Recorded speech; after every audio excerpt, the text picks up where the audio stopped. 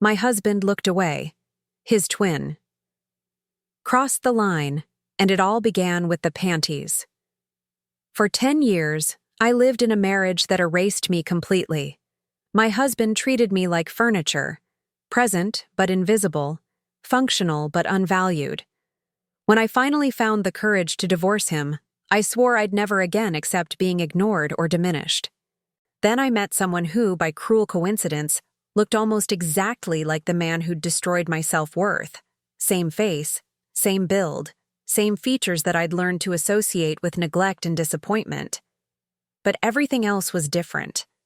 He saw me. He valued me. He treated me like I mattered. The resemblance forced me to confront how much my ex's coldness had been a choice rather than inevitability, how the same face could contain completely different capacity for kindness and genuine partnership. This is a story about healing after emotional abuse, about learning that physical appearance doesn't determine character, and about finding love that rebuilds what neglect destroyed. If this story helps you understand that healing comes from being truly seen, please like and subscribe. There are divorces that happen because of dramatic betrayals or irreconcilable conflicts. And then there are divorces that happen because you finally recognize that living alone would be less lonely than living with someone who treats you as if you don't exist. My divorce from my husband Marcus fell into the second category. No affair, no violence, no single catastrophic event that made the marriage untenable. Just 10 years of accumulated neglect, of being treated as household fixture rather than as person with needs and desires, of slowly disappearing until I could barely remember who I'd been before I'd married someone who seemed incapable of actually seeing me. The healing that followed my divorce was slow and painful, involved rebuilding self-worth that Marcus had systematically destroyed through a decade of indifference.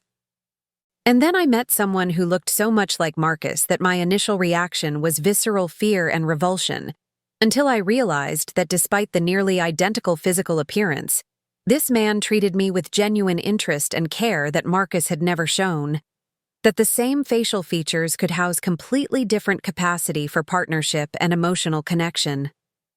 What developed between us wasn't about replacing Marcus or recreating what I'd lost. It was about discovering that I could be valued and desired and truly seen by someone, and that physical resemblance to the person who'd hurt me didn't predict emotional similarity.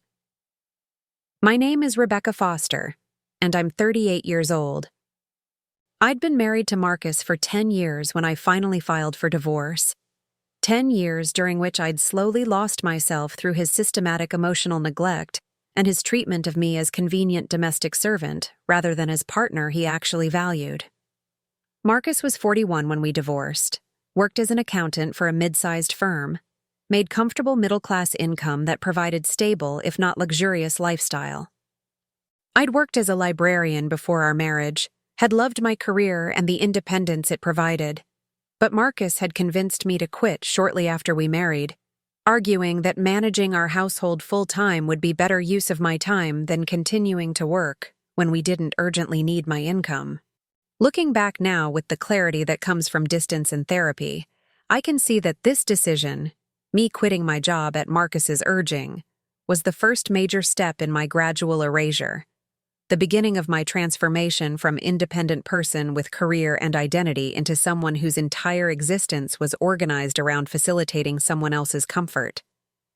But at the time, it had seemed like reasonable compromise, like prioritizing our marriage and our future family over my individual career ambitions. We'd been planning to have children eventually, and Marcus had argued that me staying home would make that transition easier when the time came. Except children never came. We tried for the first 3 years of our marriage without success. After extensive fertility testing revealed that I had medical issues making natural pregnancy unlikely without expensive interventions, Marcus decided he wasn't interested in pursuing treatments or adoption. He'd never been particularly enthusiastic about parenthood in the first place, had agreed to try for children more to fulfill expected life script than from genuine desire to be father. When natural pregnancy didn't happen easily, he seemed almost relieved to have an excuse to abandon the plan entirely. So I stayed home managing household for just 2 adults, Without the children who might have justified my full-time domestic role, without the career I'd abandoned, without any real purpose or identity beyond being Marcus's wife and maintaining his comfortable existence. I cooked elaborate meals that Marcus ate without comment or appreciation. I kept our house immaculate to standards he set, but never acknowledged when I met them. I managed all the logistics of our daily life: bills, appointments, social obligations, household maintenance, freeing Marcus to focus entirely on his career and his personal interests while treating me as invisible support system rather than as actual person with needs and desires of my own. The pattern that developed over those 10 years was comprehensive erasure of my identity and needs in service of Marcus's comfort and convenience. He expected meals at specific times prepared exactly to his preferences, became irritable if dinner wasn't ready when he arrived home from work or if I'd cooked something different from what he wanted. He required the house to be maintained to exacting standards: floors cleaned regularly, laundry done immediately, everything organized precisely the way he preferred, and would notice and comment critically when these standards weren't met, but would never acknowledge when I'd maintained them successfully. He controlled our finances completely, gave me household allowance that covered necessities but that left little room for anything I might want for myself, made all decisions about how money was spent without consulting me or considering whether I might have preferences or needs. What made this situation particularly soul-destroying was Marcus's complete emotional unavailability and his treatment of me as if I simply didn't exist beyond my functional utility. He wasn't overtly cruel or deliberately abusive in obvious ways. He just genuinely didn't see me as person. Our conversations consisted entirely of practical exchanges about schedules and tasks and logistics. He never asked about my thoughts or feelings or experiences. He never showed interest in me as individual with internal life, never seemed curious about what I thought about anything beyond household management, never treated me as someone worth knowing or engaging with beyond my utility in making his life comfortable. Our physical relationship had died completely by the 7th year of our marriage. We'd have sex maybe 3 or 4 times a year at most, encounters that Marcus would initiate seemingly out of biological necessity, rather than genuine desire for connection or intimacy with me specifically. These encounters were mechanical and disconnected. Marcus would rarely fully undress me, would finish quickly without concern for my pleasure, would get up immediately afterward and go shower as if washing away evidence of having touched me. He never touched me affectionately outside these rare sexual encounters, never kissed me with any passion or desire, never looked at my body with appreciation or attraction. I'd learned not to initiate intimacy because rejection was more painful than absence, had convinced myself that maybe physical connection just wasn't important in long-term marriages, had accepted that what Marcus and I had, stability, financial security, functional cohabitation, was enough even if it felt emotionally dead. What I didn't fully recognize until much later, until I'd done extensive therapy after my divorce, was how completely Marcus's systematic neglect and emotional unavailability had destroyed my sense of my own worth and my belief that I deserved to be valued or seen or treated as person rather than as function. I'd internalized his treatment of me completely. If my own husband, the person who'd supposedly loved me enough to marry me, found me so easy to ignore and so unworthy of genuine attention or care, then I must truly be fundamentally inadequate as person. My needs must be unreasonable. My desire for emotional connection must be excessive. My sense that something was deeply wrong with our marriage must be me being too sensitive or demanding. I'd stopped dressing in ways that made me feel attractive because Marcus never noticed or commented on my appearance anyway. I'd stopped pursuing hobbies or interests that brought me joy because they took time away from managing Marcus's household and because I'd forgotten that I was allowed to have preferences or desires that weren't about serving someone else. I'd stopped having opinions about anything because Marcus either dismissed them or made decisions unilaterally, regardless of my input. The woman I'd been at 28 when I'd married Marcus, vibrant, confident, passionate about literature and ideas, full of curiosity about the world, had disappeared completely, replaced by hollow shell, who existed only to facilitate someone else's comfortable existence while her own identity and needs had been erased so thoroughly she could barely remember they'd ever existed. The breaking point came shortly after my 37th birthday, which Marcus had forgotten entirely, despite my having mentioned it several times in the preceding weeks.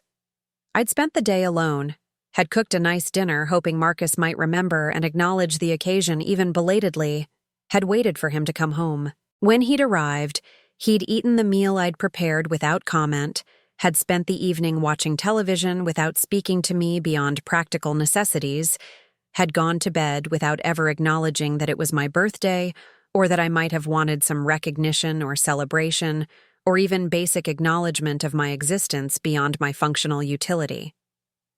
Sitting alone in our living room that night after Marcus had gone to sleep, I looked at my life with sudden devastating clarity. I was 37 years old. I had no children, no career, no hobbies or interests, no friends I maintained regular contact with, no identity beyond being Marcus's invisible domestic servant.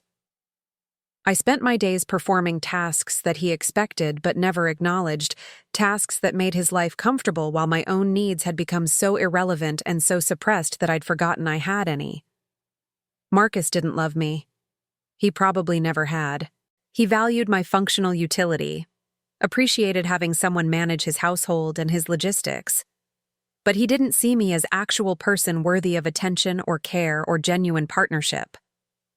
And I couldn't continue living this way, couldn't continue accepting being treated as invisible, couldn't continue sacrificing my identity and my needs for someone who gave nothing back except financial security and the social respectability of being married. Staying in this marriage meant continuing to disappear, meant spending whatever years I had left erasing myself further in service of someone who would never value me as person, rather than as function. The thought of living like this for another 10 years, 20 years, however long until death finally released me from this emotional prison, was unbearable.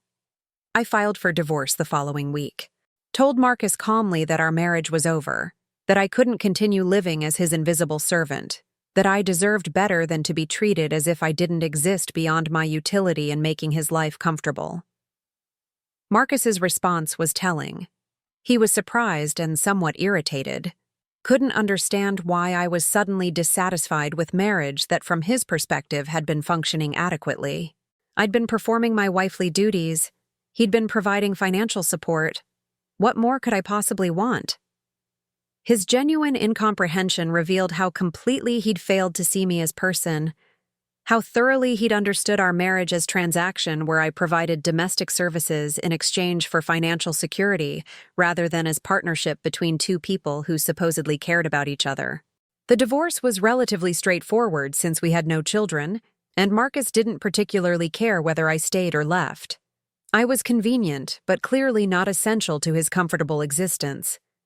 The settlement gave me half our modest marital assets, enough to provide foundation for starting over, but not enough to provide long-term financial security. I moved into a small one-bedroom apartment, returned to work as librarian at a branch that fortunately had an opening and was willing to hire me despite the 10-year gap in my employment history. The year following my divorce was focused entirely on rebuilding myself, on remembering who I'd been before 10 years of systematic erasure, on learning to value my own needs and desires after a decade of having them be completely irrelevant and suppressed. I worked with a therapist twice a week, processing the emotional abuse that Marcus's systematic neglect had constituted, rebuilding self-esteem that had been destroyed through years of being treated as invisible. I reconnected with friends I'd lost touch with during my marriage when Marcus had made clear that my social life was less important than being available to manage his household. I started reading for pleasure again, rediscovering my love of literature that had been suppressed during years when I'd had no time or mental energy for anything beyond managing Marcus's domestic needs. What I didn't do during that first year was date or even consider romantic relationships. I'd convinced myself that I wasn't desirable, that Marcus's complete indifference to me as sexual or romantic partner had been appropriate response to my fundamental inadequacy as woman. If my own husband had found me so easy to ignore, so unworthy of desire or genuine attention, why would any stranger want me? The idea of putting myself out there, of risking rejection from people who didn't even know me when Marcus had rejected me daily for 10 years despite supposedly being committed to me, felt impossible. I was still learning to value myself, still rebuilding sense that I deserved to take up space in the world. Adding the vulnerability of dating and potential romantic rejection seemed like too much to handle, while I was still so fragile and still working on believing I was worthy of basic human respect and attention. The encounter that would fundamentally change my healing trajectory happened at an independent bookstore on a Saturday afternoon, about 15 months after my divorce had finalized. I'd made it a weekly ritual to spend Saturday afternoons browsing bookstores, rediscovering my love of literature, and the pleasure of choosing books based on what I wanted to read, rather than what Marcus would tolerate me spending time on. I was in the fiction section, looking through new releases, when I glanced up and saw someone who made my breath catch in my throat and my heart start racing with what felt like panic. The man standing several feet away, examining a book with focused attention, looked almost exactly like Marcus. Not similar, almost identical. Same height and build, same facial structure with the same distinctive features, same dark hair with the same slight curl at the front, same overall presence and bearing that was so similar to Marcus that for a completely disorienting moment I thought it actually was my ex-husband, even though I knew intellectually that Marcus would have no reason to be at this particular independent bookstore on a Saturday afternoon.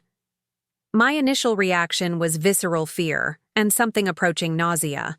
Seeing Marcus's face, even on a stranger who couldn't possibly be him, triggered all the feelings of inadequacy and worthlessness that 10 years of marriage had created. My body's response was immediate and overwhelming. Increased heart rate, difficulty breathing, desperate urge to flee the space before this man who looked like Marcus could notice me and treat me with the same indifference and dismissiveness that had characterized every interaction with my ex-husband.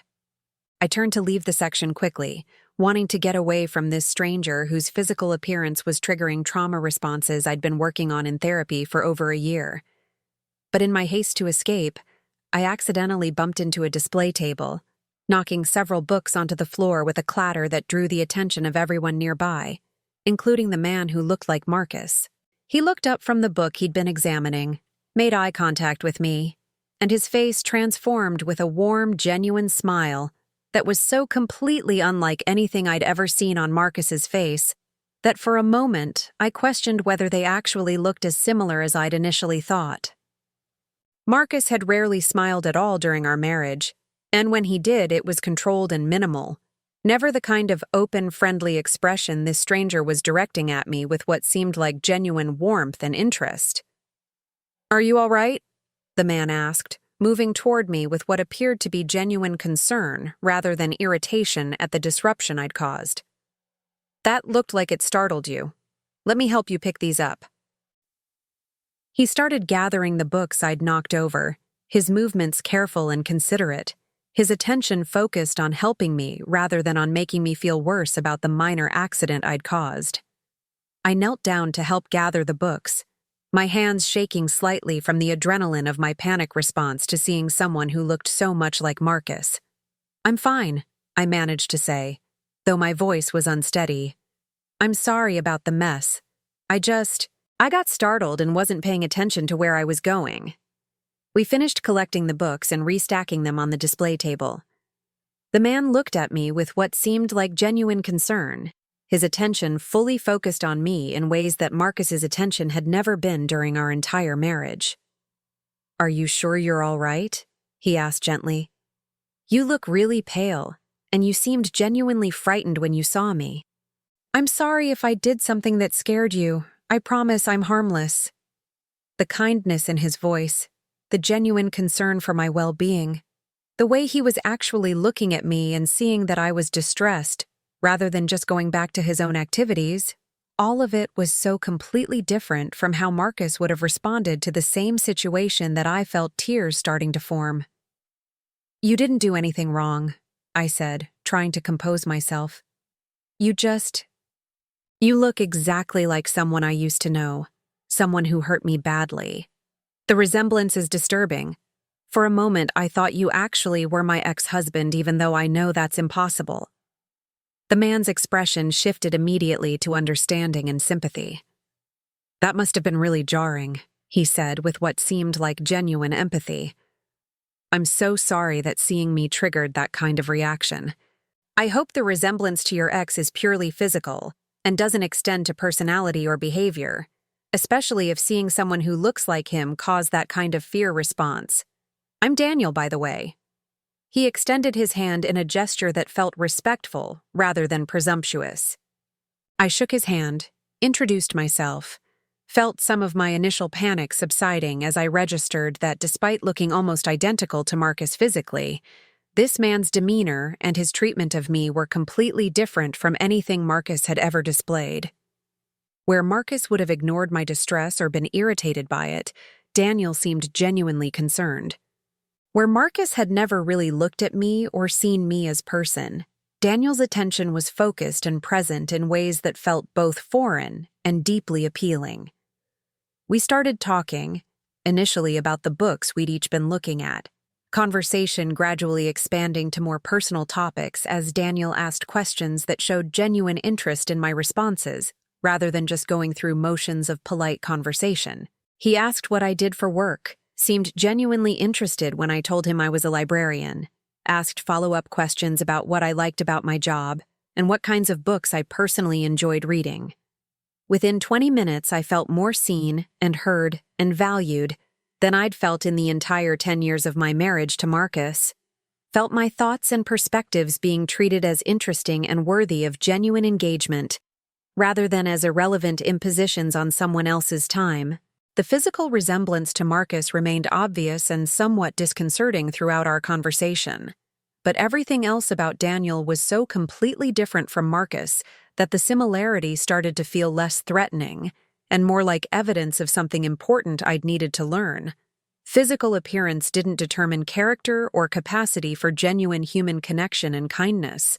Marcus and this stranger could look nearly identical in terms of facial features and build and overall physical presentation, but they were completely different in terms of how they treated other people, how they engaged with the world around them, how they made others feel valued or invisible.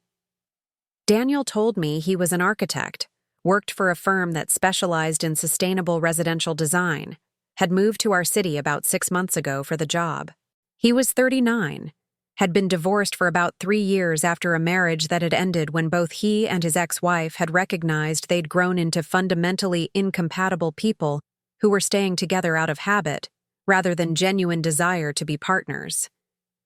He spoke about his ex-wife with respect and without bitterness, seemed to have processed the divorce in healthy ways that suggested emotional maturity and self-awareness that Marcus had never demonstrated.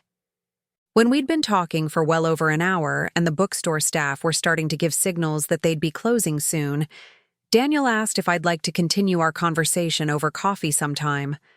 I hesitated, still in process of healing from my divorce, still working on rebuilding myself, uncertain whether I was ready for any kind of romantic involvement. And there was the complication of his physical resemblance to Marcus, the way seeing his face triggered trauma responses I'd been working hard to overcome in therapy. "I recently got divorced," I said, needing to be clear about my situation and my hesitations. "And honestly, you looking so much like my ex-husband is complicated. I don't know if I can handle spending more time with someone who reminds me so viscerally of the person who spent 10 years making me feel invisible and worthless. Just seeing you in this bookstore triggered a panic response because your face looks so much like his, and I'm not sure I can separate the physical resemblance from all the pain associated with those features." Daniel's expression was understanding and kind rather than disappointed or defensive. "I completely understand," he said gently. "And I'm genuinely sorry that whoever this ex-husband of yours is made you feel invisible and worthless. No one deserves to be treated that way. And you certainly deserve better than to have been made to feel that way for 10 years. But I'd like to suggest something, and you should feel absolutely free to say no if this doesn't feel right for you. Maybe spending time with me could help you recognize that physical resemblance doesn't mean personality similarity or behavioral similarity, that the same basic features can house completely different capacity for treating people with kindness and respect. I'm not trying to pressure you at all. If the resemblance is too uncomfortable or too triggering, I completely respect that, and I'll graciously accept that we had one nice conversation and leave it at that. But if you're willing to try, I'd really like to get to know you better. And maybe in the process you could learn through direct experience that not everyone who looks like your ex will treat you the way he did, that physical appearance truly doesn't predict character or behavior. The suggestion was thoughtful and perceptive in ways that surprised me, and that were completely unlike anything Marcus would have said or understood. Daniel wasn't just asking me out on a date. He was offering a possibility of healing, of rewriting the associations I'd developed between his physical appearance and the emotional neglect and abuse Marcus had inflicted over 10 years. He was demonstrating exactly the kind of emotional intelligence and genuine care for my well-being that Marcus had never possessed, despite us being married for a decade. I agreed to meet him for coffee, curious whether he was right, whether spending time with someone who looked like Marcus but acted completely differently might help me separate physical features from emotional character, might help me heal some of the trauma responses that seeing Marcus's face had created. We exchanged phone numbers and agreed to meet the following Saturday at a coffee shop near the bookstore. Our first official coffee meeting turned into nearly 3 hours of conversation that ranged over our lives, our experiences with our respective divorces, our perspectives on relationships and what had gone wrong in our marriages, and what we'd learned from those failures. Daniel was consistently attentive and engaged, asked questions that showed he was genuinely listening and processing what I was saying rather than just waiting for his turn to talk or steering conversation back to himself. He shared thoughtfully about his own marriage and divorce, was honest about ways he'd contributed to problems in that relationship, demonstrated capacity for self-reflection and growth that Marcus had never shown. The contrast with Marcus was stark and healing despite the physical similarity. Where Marcus had made me feel boring and irrelevant whenever I tried to share my thoughts or experiences, Daniel made me feel interesting and valuable. Where Marcus had treated my needs and feelings as inconvenient impositions, Daniel seemed genuinely interested in understanding what I needed and how I experienced the world. Where Marcus had made me feel invisible through his systematic inattention and emotional unavailability, Daniel made me feel genuinely seen through his focused attention and his obvious interest in knowing me as complete person rather than just as potential romantic partner. We started seeing each other regularly after that first coffee meeting for coffee or dinner once or twice a week, conversations that revealed increasing compatibility and mutual attraction, time together that felt easy and natural in ways my entire marriage to Marcus had never felt. The physical resemblance to Marcus became less disturbing and less triggering as I learned to associate Daniel's features with kindness and genuine interest rather than with neglect and indifference. In some ways, the similarity actually helped my healing process. It forced me to confront and revise the associations I'd developed, taught me experientially rather than just intellectually that Marcus's treatment of me had been his choice rather than an inevitable result of who I was or what I deserved, that the same basic physical appearance could contain completely different capacity for emotional connection and genuine caring. About 2 months into our relationship, Daniel and I were having dinner at a restaurant when I told him something I'd been processing in therapy. You know, the resemblance between you and Marcus that initially seemed like such an obstacle has actually been really healing for me in unexpected ways. Every time I look at you and see features that are so similar to his, but then experience you treating me with kindness and genuine interest that he never showed, it reinforces that his neglect and his emotional abuse weren't about me being fundamentally unworthy of care or attention. They were about his choices, his limitations, his inability or unwillingness to actually see and value another person. You've helped me understand that physical appearance truly doesn't determine character, that I wasn't being mistreated because of some inadequacy in me, but because of Marcus's failures as partner and as human being. Daniel reached across the table and took my hand, his touch gentle and his expression serious. "I'm glad the resemblance has been healing rather than re-traumatizing," he said. "But I want to be clear about something. You were never the problem. Marcus's treatment of you, making you feel invisible, neglecting your emotional needs, treating you as domestic servant rather than as partner, that was entirely his failing, not yours. You are interesting and intelligent and worthy of genuine attention and care. Anyone who can't see that or who treats you as if you don't matter is demonstrating their own limitations, not revealing anything about your value as person." The affirmation was something I'd been working toward believing in therapy, but hearing it from Daniel while looking at features so similar to Marcus's made it feel more real and more true.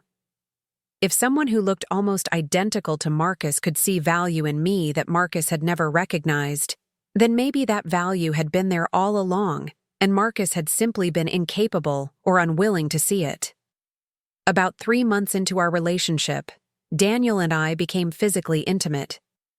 The experience was initially strange and disorienting because of his physical resemblance to Marcus. Being naked with someone who looked so much like my ex-husband triggered complicated emotions and trauma responses I had to work through. But Daniel's approach to intimacy was so completely different from Marcus's that the resemblance became less important than the actual experience. Where Marcus had treated sex as perfunctory obligation to be completed as efficiently as possible, Daniel treated intimacy as opportunity for mutual pleasure and genuine connection. He was attentive to my responses and my pleasure, asked what I enjoyed, made me feel desired and beautiful in ways Marcus had never made me feel even in the early days of our marriage. Being intimate with Daniel while he looked so much like Marcus became a profound form of healing. It allowed me to separate physical features from behavioral patterns, to understand experientially that the same basic appearance could contain completely different capacity for genuine desire and emotional connection during vulnerable, intimate moments. Every time Daniel touched me with obvious passion and made me feel valued and wanted, it contradicted years of Marcus's indifference and helped me rebuild sense that I was worthy of being desired. 6 months into our relationship, Daniel and I were having a serious conversation about our future when he articulated something we'd both been experiencing. "I know my resemblance to Marcus was initially a significant obstacle for you, and I'm aware that it still sometimes triggers difficult emotions and memories, but I think maybe it's been valuable for both of us in ways we didn't anticipate. For you, it's provided concrete evidence that physical appearance doesn't determine how someone will treat you, that you can be valued and cared for by someone regardless of how they look. For me, it's been a constant reminder to show you through my actions that I'm not him, that I value you in ways he apparently never did, that you can trust me to consistently treat you as person who matters rather than as invisible support system. Every time I see you react to my face with that split second of fear or pain before you remember I'm not Marcus, it reminds me how important it is to demonstrate through everything I do that you're safe with me." The observation was characteristically thoughtful and demonstrated the emotional intelligence that had drawn me to Daniel, despite the initial obstacle of his resemblance to my ex-husband. Our relationship had been shaped by that resemblance in ways that had ultimately been healing rather than harmful. Daniel had helped me recognize experientially that I deserved to be valued and seen, that Marcus's systematic neglect had been his choice and his failing rather than appropriate response to some fundamental inadequacy in me, that I was capable of being genuinely loved by someone who actually paid attention to who I was as person. A year into our relationship, Daniel and I moved in together. The decision felt right in ways my marriage to Marcus had never felt. We were choosing to live together because we genuinely wanted to share daily life with each other, because being together felt better than being apart. Not because it was expected next step or socially appropriate progression of relationship. Living with Daniel revealed daily patterns of consideration and genuine partnership that I'd never experienced with Marcus. Daniel noticed when I was tired or stressed and would offer to handle tasks without being asked. He asked about my day and actually listened to my responses rather than just going through motions of polite inquiry. He valued my opinions and consulted me on decisions that affected both of us, rather than making unilateral choices and expecting me to accommodate them. The contrast with my marriage to Marcus was overwhelming sometimes. These two men who looked so physically similar were completely different in every way that actually mattered. Marcus had made me feel invisible and worthless through his systematic inattention and emotional neglect. Daniel made me feel valued and seen through his consistent attention and genuine interest in who I was as person. The physical resemblance that had initially seemed like insurmountable obstacle had become evidence of profound truth. Character and behavior weren't determined by physical appearance, and the same basic features could house completely different capacities for kindness and genuine human connection. 2 years after meeting Daniel at that bookstore, after building relationship based on mutual respect and genuine emotional connection, I'm 40 years old and living life that feels authentically mine in ways my marriage to Marcus never allowed. Daniel and I have built partnership where both people actually see and value each other, where my thoughts and needs matter as much as his, where intimacy is about mutual pleasure and genuine connection rather than about obligation or perfunctory maintenance of marital expectations. The physical resemblance to Marcus remains obvious to anyone who knew us both, but Daniel has so thoroughly replaced my associations with those features, has connected them to kindness and attentiveness, and genuine caring, rather than to neglect and indifference and systematic emotional abuse, that seeing him no longer triggers the pain and trauma of my marriage to Marcus. What I learned from 10 years of marriage to Marcus followed by relationship with Daniel is that physical appearance truly is just surface presentation, that the same facial features can house completely different capacity for emotional connection and genuine partnership, that you absolutely cannot judge someone's character or predict how they'll treat you based on resemblance to someone else, regardless of how striking that resemblance might be. Marcus's systematic neglect and his treatment of me as invisible wasn't an inevitable result of some fundamental inadequacy or unworthiness in me. It was his choice about how to treat his partner, choice that Daniel has made completely differently despite looking almost identical physically. The cruel coincidence of Daniel looking so much like Marcus could have been re-traumatizing, could have prevented me from pursuing relationship with someone who actually valued me and who was capable of genuine partnership. But instead, it became opportunity for profound healing, for recognizing through direct repeated experience that I deserve to be seen and valued, for learning that physical similarity doesn't predict emotional similarity or behavioral patterns. Every time I look at Daniel now, I see evidence that I was worthy of genuine attention and care all along, that Marcus's inability or unwillingness to provide those things reflected his limitations and his choices rather than my inadequacy or unworthiness. My therapist has described the relationship with Daniel as corrective emotional experience, an opportunity to rewrite trauma patterns through repeated positive experiences that contradict the negative associations created by abuse. Every time Daniel looks at me with genuine interest and affection, using features so similar to the ones Marcus used to look through me with indifference, I'm healing a little more from the damage Marcus's 10 years of neglect created. Every time Daniel touches me with desire and makes me feel beautiful, using a body so similar to the one that Marcus used to perform perfunctory mechanical sex, I'm reclaiming my sense of myself as worthy of being desired. Every time Daniel asks about my thoughts and listens to my responses with focused attention, coming from a face so similar to the one that Marcus wore while dismissing or ignoring everything I said, I'm rebuilding my belief that my perspectives and experiences are valuable and worth sharing.